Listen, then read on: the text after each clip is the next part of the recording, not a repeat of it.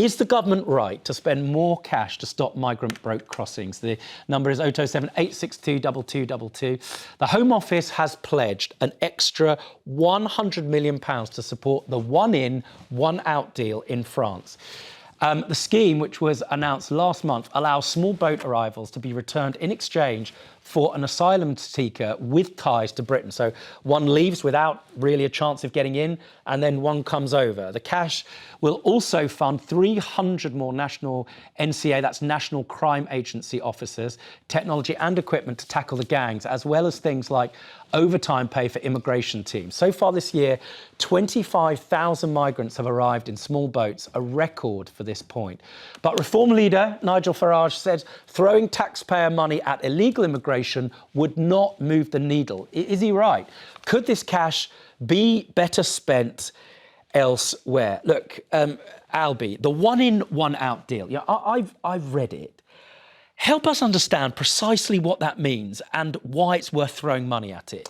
So the idea of the one in, one out scheme is essentially a deal with the French, which actually isn't quite one in, one out. It's more like 17 in, one out, I think, if you do the maths. But I think they're hoping to ramp it up so it gets to one in, one out, with the hope that it becomes a deterrent to people crossing the channel, because the idea is that if you were a channel migrant, you crossed the channel, you got returned to France every time, you'd eventually stop crossing the channel because you knew what would eventually happen. Now, what Keir Starmer wants to agree with the French, or has agreed with the French rather, is that for every channel migrant that's sent back to France, the British, i.e. us, take a migrant from France, an asylum seeker from France, who has family ties to the United Kingdom. And why is this different from what we're seeing at the moment? Well, one of the things that people are really angry about are, of course, the migrant hotels. We're seeing protests outside migrant hotels, whether it's the Britannia in Canary Wharf, the Bell up in Epping. We're hearing about these protests across the country.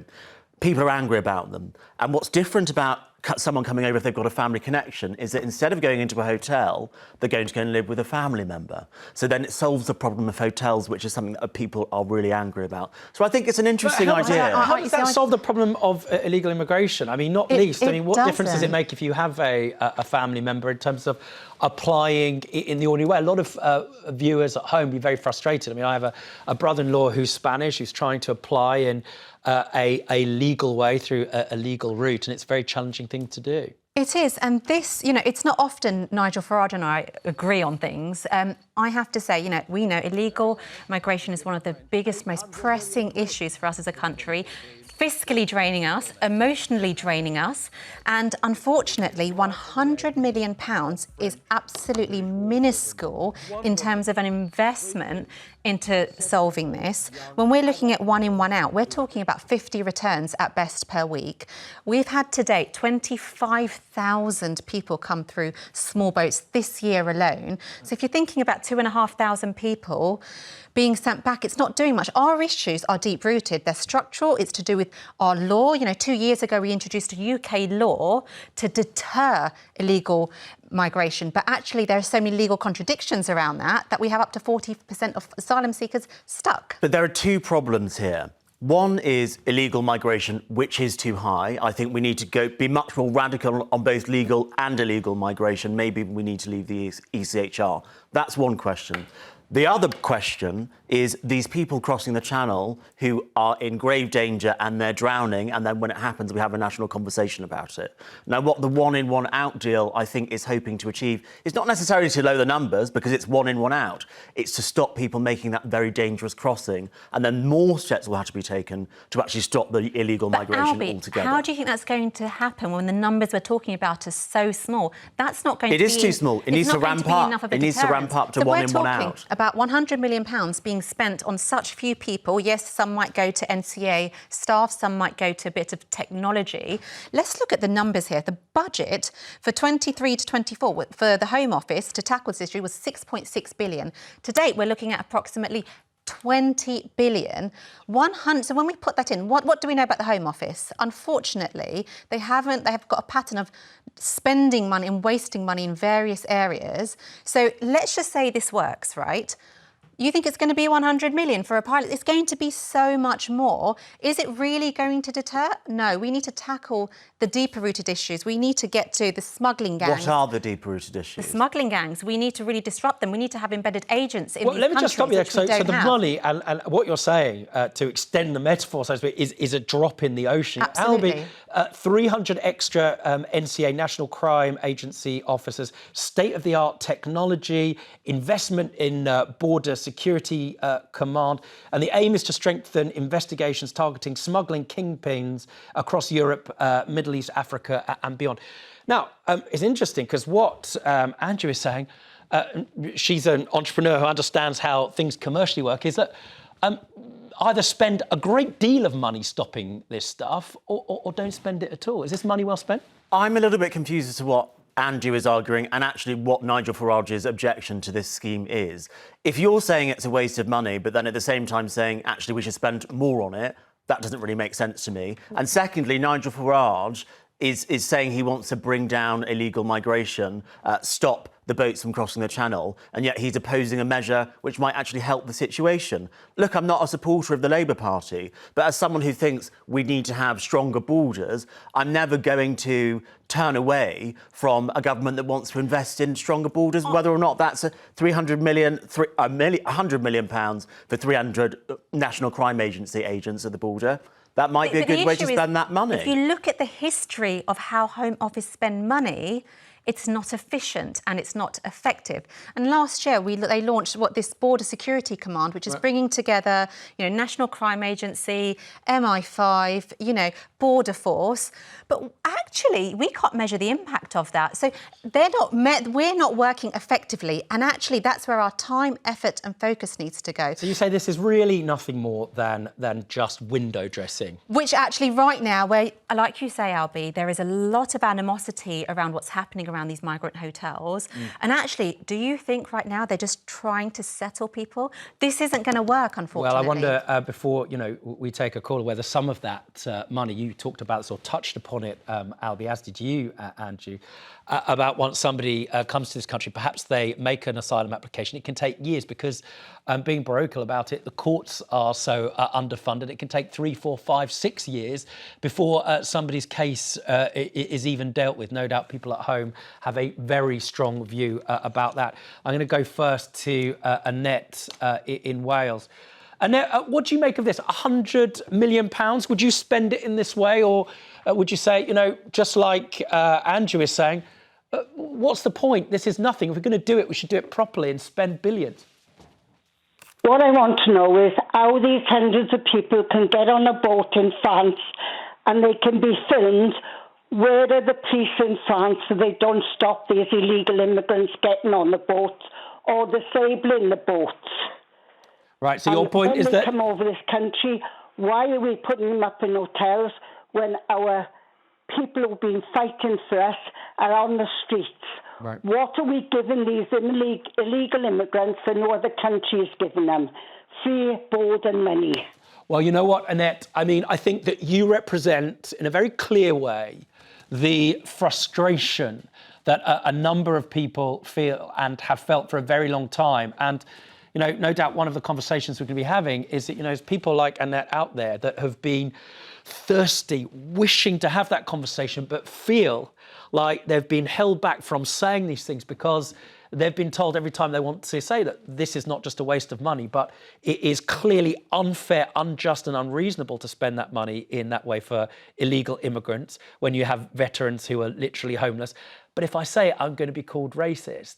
And it feels like there is now a collective response of people having this conversation in the public square, like Annette. Thanks, Annette. After the break, we're going to be taking more of your calls on this and whether the government is right to spend more cash to stop migrant crossings. And more of your calls on whether the government is right to spend more cash to stop migrant boat crossings. An extra £100 million is being spent on measures, including the one-in, one-out deal with France. The Conservatives say it's a desperate move, which will make no real difference whatsoever. Could the money be better spent elsewhere? The number 0207 862 2222. That's the number. I'm going to go first to Brenda. You're in London. What do you make of this? £100 million. You heard what Anju had to say, is that that's no money to deal with the real issue here. Yes, good morning to you.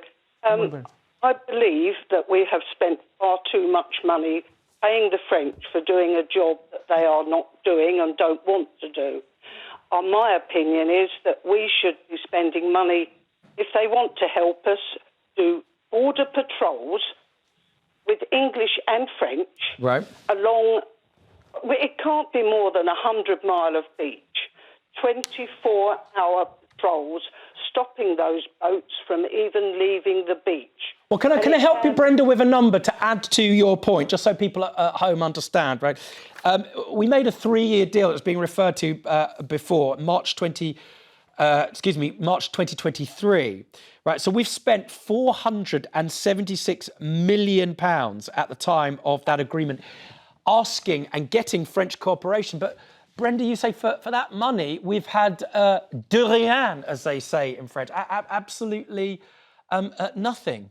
Brenda has such a point. It is absolutely how we're spending our money, and that we need to reform that. We need to look at where it's going, how we're using it, and if we add more to it without that reflection, it's just going to take more, but we're not getting the outcomes. We need to review. She's right. And €500 million we're talking about. Right, €500 million. This is 100 million, right? And it's partly window dressing. In part, it's been suggested before by you, Albie, that this is a way of softening, of cushioning the blow, let's say, of a lot of the protests about the migrant hotels, which have been mentioned. Now, we've mentioned the protests yesterday. There was a demonstration outside an asylum seeker hotel in London's financial district of Canary Wharf.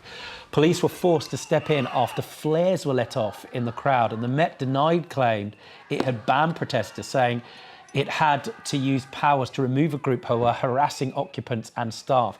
On Saturday, there were arrests after rival groups gathered at hotels in Islington, in North London, and in Newcastle. Now, just to give you a sense of what the numbers is, I'm going to go to you in a second, our caller in Peterborough. The financial year 24 to 25, the Home Office recorded a net expenditure, get this, of £4.5 billion on asylum support, resettlement and accommodation, and £820 million on immigration enforcement. A good deal of that was to migrant hotels, which is, to say the least, causing real resentment, and the type of activity, activism, whatever you might call it, outside of those hotels. Michael, in Peterborough, you saw those people outside of the hotels. Are they harassing people, or are they making an important, valid point, Michael? Good morning, all. No, I think, as I say, what you have there is people who are frightened, and they're showing their anger is the only way they can. I appreciate the whole world's got problems, but we're not the world's lifeboat.